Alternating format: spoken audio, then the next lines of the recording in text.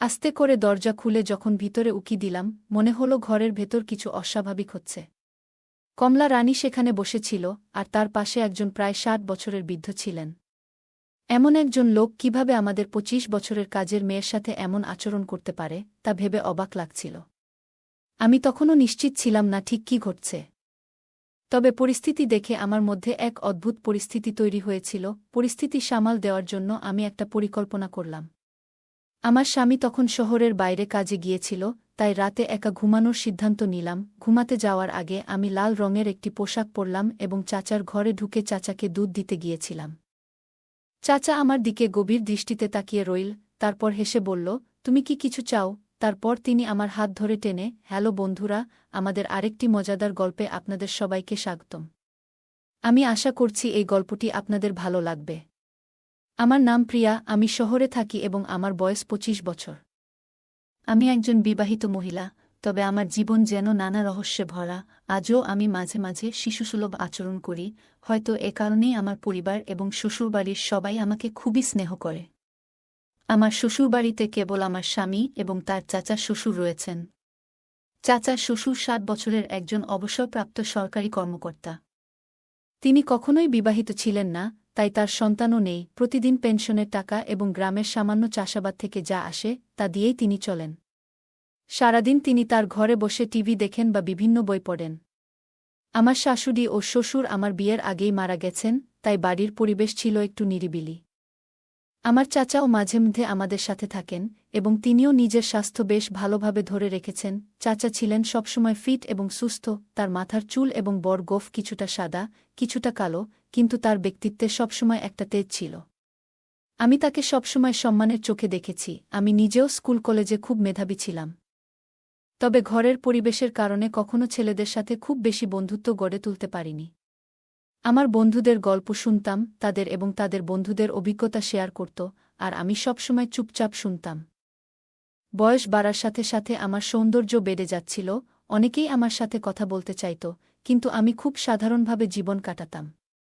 আমি এমন কাউকে খুঁজে পাইনি যাকে আমি পুরোপুরি বিশ্বাস করতে পারি। যখনই টিভিতে বা গল্পের বইতে প্রেমের দৃশ্য দেখতাম, তখনই মনের মধ্যে একটা আকাঙ্ক্ষা জাগত। তবে বিয়ের আগে এমন কোনো অভিজ্ঞতা আমার জীবনে আসেনি। বিএসসি শেষ বর্ষে থাকতেই আমার বিয়ে হয়। তখন থেকেই আমার জীবন নতুন মোড় নিতে শুরু করে, এবং আমি এক নতুন অধ্যায়ের দিকে পা বাড়াই। আমার স্বামী প্রথম দেখাতেই বেশ ভালো মানুষ মনে হয়েছিল। এনগেজমেন্টের পর একদিন আমরা একসাথে সিনেমা দেখতে গিয়েছিলাম। আমার স্বামী সেদিন আমাকে স্নেহের সাথে কাছে টেনে নিয়েছিল, যা আমাকে খুব আনন্দিত করেছিল। আমার মনে হচ্ছিল যেন আমার স্বপ্ন পূরণ হচ্ছে। তিনি আগেই বলেছিলেন, আমরা যত বেশি সময় একে অপরের সাথে কাটাব, ততই সম্পর্ক গভীর হবে। আমারও বিয়ের প্রথম রাতের কিছু স্বপ্ন ছিল, যা আমি মনে মনে চেপে রেখেছিলাম। বিয়ের কিছুদিন পর আমাদের জীবন সুন্দরভাবে চলতে থাকে। আমাদের বিয়ের রাত ছিল আমার জীবনের অন্যতম সুন্দর মুহূর্ত। আমি আপনাদেরকে আমার পরিবারের গল্প শেয়ার করছিলাম, আমার চাচা এবং শ্বশুর শাশুড়ির কথা। বিয়ের ১ বছর পর আমাদের জীবনে আরও অনেক আনন্দ যোগ হয়েছিল। আমার স্বামী তখন তার কোম্পানিতে ইঞ্জিনিয়ার হিসেবে কাজ করছিলেন। তাই কাজের চাপও তেমন ছিল না। প্রায় প্রতিদিনই সন্ধ্যা ৭টার মধ্যে বাড়িতে ফিরতেন। আমরা প্রতিদিন ভালো সময় কাটাতাম, এবং যখনই সুযোগ পেতাম একে অপরের সাথে সময় কাটিতে খুব ভালো লাগত। এই আনন্দ ২৫ বছরের বিবাহিত জীবনে আমাদের সঙ্গী ছিল। বিয়ের পর আমার অনেক ইচ্ছা পূরণ হতে থাকে, এবং আমার স্বামী প্রায়ই বলতেন, প্রিয়া, তুমি আগের চেয়ে আরও বেশি সুন্দর হয়ে উঠেছ। ধীরে ধীরে আমি একা থাকতে অভ্যস্ত হয়ে উঠেছিলাম। দিনের বেলায় যখন বাড়িতে একা থাকতাম, মাঝে মাঝে মনে হতো একটু আলাদা কিছু করা দরকার। অনেক সময় আমি আমার মোবাইলে কিছু লিখতাম বা বিভিন্ন ধরনের সিনেমা দেখে সময় কাটাতাম। বিয়ের আগে যেসব অভিজ্ঞতা আমি পাইনি, বিয়ের পর সেগুলো সম্পর্কে জানার কৌতূহল বেড়ে গিয়েছিল। আমার স্বামী যখন সন্ধ্যায় বাড়িতে আসতেন, তখনও আমি অনেক আনন্দে থাকতাম। তিনি হেসে বলতেন, তুমি সবসময় এত উৎসাহী কেন? আমি মজা করে বলতাম, আগে কখনো এ ধরনের অভিজ্ঞতা পাইনি, এখন ২৫ বছর বয়সে জীবনটা আরও নতুন রূপে দেখছি, তাই আমি সব সময় হাসি খুশি থাকি। বিয়ের ১ বছর পর আমার স্বামী পদোন্নতি পেয়ে ম্যানেজার হয়েছিলেন। অফিসের কাজে ব্যস্ত থাকায় তার বাসায় আসতে দেরি হতো। সকাল ৮টায় অফিসে যেতেন আর ফিরতেন রাত ১১টায়। তার ব্যস্ততার কারণে মাঝে মাঝে মনে হতো যেন কিছু অপূর্ণ থেকে যাচ্ছে। তবে আমি নিজেকে সামলে নিতাম। একদিন হঠাৎ মনে হলো আমার প্রতিবেশী ভাইটিও বেশ সুদর্শন। কিন্তু আমি জানতাম এমন কোনো পদক্ষেপ নিলে ভুল বার্তা ছড়াতে পারে, তাই আমি নিজের উপর নিয়ন্ত্রণ রাখতাম। আমি প্রায়ই আমার প্রতিবেশী সুনীলের বাড়িতে যেতাম। তার স্ত্রী আমার খুব ভালো বন্ধু ছিলেন এবং আমরা একসাথে সময় কাটাতাম। সকালে আমি নাস্তা তৈরি করে আমার চাচাকে খাওয়াতাম, তারপর সুনীল এর বাড়িতে যেতাম। সেখানে ১-২ ঘণ্টা গল্প করার পর বাড়ি ফিরে দুপুরের খাবার তৈরি করতাম। আমাদের কাজের মেয়ে এসে ঘরের কাজ করত। একদিন আমি প্রতিবেশীর ফুফুর বাড়িতে বসেছিলাম, হঠাৎ আমার ভাইয়ের ফোন এলো যে তাকে তাড়াতাড়ি যেতে হবে। সেই কথা শুনে আমিও বাড়িতে ফিরে এলাম। তারপর রান্নাঘরে গিয়ে দেখি বাসনপত্র পরিষ্কার করা হয়নি। আমি কাজ শুরু করলাম এবং সবকিছু গুছিয়ে নিলাম। আজও কিছু অসম্পূর্ণ মনে হচ্ছিল। ভাবলাম কমলা রানী আজ আসেনি, তাই তাকে ফোন করলাম। ফোন তোলার পর আমি জিজ্ঞেস করলাম, তুমি কোথায়? কমলা রানী বলল, দিদি, আমি তো তোমার বাড়িতেই আছি, ঝাড়ু দিচ্ছি। কথাটা শুনে আমার সন্দেহ হলো, কারণ আমি রান্নাঘর থেকে বেরিয়ে দেখলাম ঝাড়ু একপাশে পড়ে আছে আর সে কোথাও নেই। ফোনটাও কেটে দিয়েছে। রাগ সামলাতে পারছিলাম না, তাই আবার ফোন করতে যাচ্ছিলাম। ঠিক তখনই আমি চাচার ঘর থেকে তার কথোপকথনের আওয়াজ শুনতে পেলাম। আমার মনে সন্দেহ আরও বাড়ল। যদি কমলা রানী ঝাড়ু না দেয়, তবে সে করছে কি? আমি চুপি চুপি চাচার ঘরের দরজার কাছে গিয়ে কান পাতলাম। সেখানে কমলা রানীর কথাবার্তা শুনতে পেলাম, কিন্তু আজ তার স্বর ছিল কিছুটা অন্যরকম। ভেতরে ঢুকে দেখলাম চাচা বসে আছেন আর কমলা রানীও তার সাথে। এই দৃশ্য দেখে আমি হতভম্ব হয়ে গেলাম। বাইরে বসে দাদানাতনির মতো বয়সী মানুষের এমন আচরণ দেখছিলাম আর ভাবছিলাম কিভাবে এমনটা সম্ভব। সেই সময় আমি নিজের অনুভূতিকে সামলাতে পারছিলাম না। চাচার এই বয়সে এমন ব্যবহার দেখে আমি বিভ্রান্ত হয়ে পড়েছিলাম। কিন্তু আমি নিজের উপর নিয়ন্ত্রণ রাখতে পেরেছি। আমি প্রতিবেশীর ফুফুর কাছ থেকেও কিছু কথা শুনেছিলাম, কিন্তু সেগুলোকে গুরুত্ব দিইনি। আজকের ঘটনাটি আমাকে নাড়িয়ে দিয়েছিল। তবে আমার চাচা একবারও আমার দিকে তাকায়নি, যেন কিছুই ঘটেনি। সে কখনো আমার সাথে কোনো খারাপ ব্যবহার করেনি। তাই আমি কেন ভাবতে শুরু করলাম যে চাচাজি ভুল ধরনের মানুষ হতে পারেন।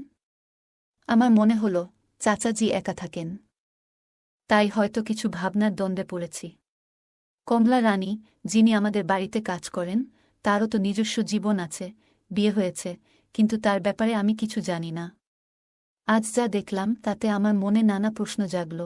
আমি আমার ঘরে ফিরে এসে ভাবনার গভীরে ডুবে গেলাম। কমলা রানীর রুম থেকে হালকা আওয়াজ ভেসে আসছিল, আর আমি বিছানায় শুয়ে কল্পনার জগতে হারিয়ে গেলাম। কিছুক্ষণ পরে কমলা রানী চাচার ঘর থেকে বেরিয়ে এসে আবার নিজের কাজে লেগে গেল। আমাকে বিছানায় বসে থাকতে দেখে সে কিছুটা ভয় পেয়ে বলল, আরে ভাবি, আপনি কখন আসছেন? আমার নিজের কাজ করতে হয়তো ভুলে গিয়েছিলাম, আমি হাসি মুখে বললাম। হ্যাঁ, আমি না এলে আমি জানতে পারতাম না তোমার কাজের ধরনটা কেমন। আমার কথা শুনে সে কিছুটা অপ্রস্তুত হয়ে গেল এবং দ্রুত ঘর ছেড়ে চলে গেল।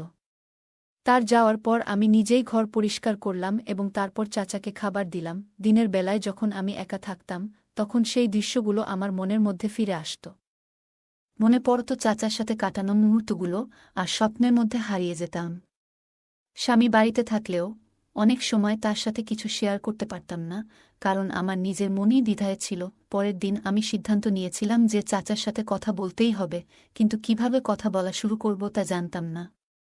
চাচা জিও আমার দিক থেকে কিছুটা দূরত্ব বজায় রাখা শুরু করেছিলেন। সম্ভবত কমলা রানী আমাদের কথাগুলো জানিয়েছিল যে আমি সব কিছু জানি, তাই কোনোভাবে কথোপকথনের সুযোগ হচ্ছিল না। এই পরিস্থিতিতে একদিন দেখলাম কমলা রানী সালোয়ার স্যুট পরে এসেছে, যা তাকে আগের চেয়ে অনেক বেশি সুন্দর লাগছিল। সে নিয়মিত চাচার ঘর পরিষ্কার করত এবং আমি তখন আমার রুমে বসে থাকতাম। ধীরে ধীরে লক্ষ্য করলাম চাচাও যেন একটু অন্যরকম হয়ে উঠছেন। যখনই কমলা রানী তার ঘরে যেত, দরজা ভেতর থেকে বন্ধ করে দিতেন। এ নিয়ে আমার মনে কিছুটা রাগ জন্মাচ্ছিল, কিন্তু আমি নিজেকে শান্ত রাখার চেষ্টা করছিলাম। এক পর্যায়ে নিজের মনোভাব পরিবর্তন করার সিদ্ধান্ত নিলাম। আমার পোশাক পরিচ্ছদে কিছু পরিবর্তন আনি এবং নতুন ডিজাইনের পোশাক পরা শুরু করলাম, যাতে আমার সৌন্দর্য ফুটে ওঠে। যখন কমলা রানী ঘরে থাকত, আমি আমার ঘরে থাকতাম। কিন্তু তার চলে যাওয়ার পর আমি চাচার সামনে যেতাম এবং এমনভাবে থাকতাম যাতে আমার সৌন্দর্য চোখে পড়ে। আমি লম্বা কুর্তি বা মাঝে মাঝে জিন্স ও স্কার্ট পরতাম। সকালে চাচাকে চা দিতে যেতাম, আর তিনিও বোধহয় বুঝতে পারতেন যে আমি তার কাছ থেকে কি চাই। বিকেলে আমরা প্রায়ই একে অপরের সাথে সামান্য কথাবার্তা বলতে শুরু করলাম। রাতের খাবারের সময় আমরা সংসারের নানা বিষয়ে কথা বলতাম। একদিন আমি চাচাকে জিজ্ঞেস করলাম কেন তিনি বিয়ে করেননি। তিনি মুচকি হেসে বললেন, বিয়ে জিনিসটা ভালো লাগে না আমার, তাই। আমিও হেসে বললাম, হ্যাঁ বুঝেছি। এমন সময় কমলা রানীও হেসে উঠল এবং সে বলল, তুমি সব জানো? আমি মৃদু হেসে বললাম, হ্যাঁ জানি, কিন্তু কথাগুলো সেখানেই শেষ হয়ে গেল। আসলে জীবনে অনেক সময় সঙ্গের প্রয়োজন হয়, আর সেই সঙ্গ মানসিক শান্তি এনে দেয়। তিনি হেসে উঠলেন, সবকিছু যেন ধীরে ধীরে স্বাভাবিক হয়ে আসছিল। এরপর যখনই কমলা রানী তার রুমে যেত, চাচা আর দরজা বন্ধ করতেন না, বরং একটু খোলা রাখতেন। কমলা রানীও এখন আগের চেয়ে স্বাভাবিকভাবে আচরণ করতে শুরু করল, আর আমিও তাদের সাথে হালকা মজা করতাম। যখন কমলা রানী কোনো কাজ করত, আমি বলতাম, এটা তোমার কাজ, আর সে মজা করে বলতো, হ্যাঁ ভাবি, সব হয়ে গেছে। এরকম হালকা মজার মধ্যে আমাদের দিনগুলো কেটে যাচ্ছিল, তবে চাচা এখনও আমার থেকে কিছুটা দূরত্ব বজায় রেখেছিলেন।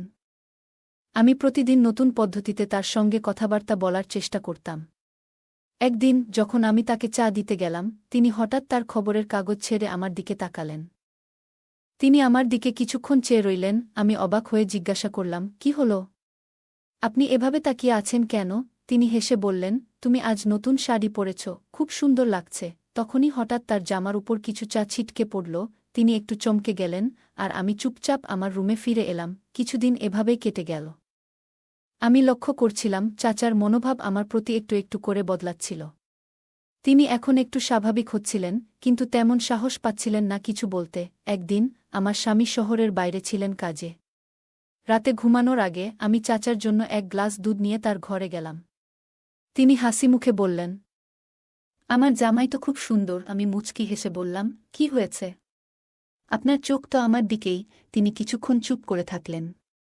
আমিও কিছুক্ষণ পর উঠে চলে এলাম। চাচা বললেন, বসো বুমা, কিছুক্ষণ গল্প করি। আজ তো ভাতিজাও নেই। আমি বসলাম, তারপর আমরা বেশ কিছুক্ষণ গল্প করতে থাকলাম। রাত প্রায় 12টার দিকে আমি আমার রুমে ফিরে এলাম। রুমে ঢুকেই অদ্ভুত এক অস্বস্তি কাজ করছিল, তবে নিজেকে শান্ত করে ঘুমানোর চেষ্টা করলাম। চাচার আচরণ ধীরে ধীরে বদলাচ্ছিল, যদিও তিনি খুব ধীরে এগোচ্ছিলেন। মাঝে মাঝে মজা করে হালকা কথা বলতেন, আর আমি তার খাওয়া দাওয়ার যত্ন নিতাম। দিনের বেলা তিনি প্রায় ঘরে বসে পত্রিকা পড়তেন বা কোনো হিন্দি উপন্যাসে ডুবে থাকতেন। আমার ঘর থেকে পাশের বাড়ির জানালা দেখা যেত। একদিন যখন তিনি ঘরে বসে কিছু পড়ছিলেন, আমি স্নান করে বেরিয়ে এলাম এবং তোয়ালে জড়িয়ে চুল ঠিক করতে লাগলাম। ড্রেসিং টেবিলের সামনে দাঁড়িয়ে বাইরে তাকাতেই দেখি তিনি আমার দিকে তাকিয়ে আছেন। সেদিন আমার আলমারি থেকে একটি বিশেষ শাড়ি বের করলাম, যা আমাকে বিয়েতে উপহার দেওয়া হয়েছিল। নিজেকে একটু সাজিয়ে রান্নাঘরে গেলাম চা বানাতে। মনে মনে ভাবলাম, আজ হয়তো আমার নতুন সাজ লক্ষ্য করবেন। রান্নাঘরে চা বানানোর সময় দেখি তিনি এসে দাঁড়িয়েছেন। আমি শান্তভাবে দাঁড়িয়েছিলাম। তিনি একটু মিষ্টি হেসে বললেন, কিছু চিন্তা করো না, সবকিছু ঠিক থাকবে। তার এই কথায় আমি স্বস্তি পেলাম এবং পরিবেশটা ধীরে ধীরে স্বাভাবিক হয়ে গেল। আমাদের এইভাবেই দিন কাটতে থাকল। গল্পটা কেমন লাগলো জানাতে ভুলবে না। আরও মজার মজার রোমান্টিক গল্প শুনতে চাইলে ভিডিওটি লাইক, শেয়ার এবং চ্যানেলটি সাবস্ক্রাইব করতে এবং বেল আইকনটি ক্লিক করতে ভুলবে না। ধন্যবাদ।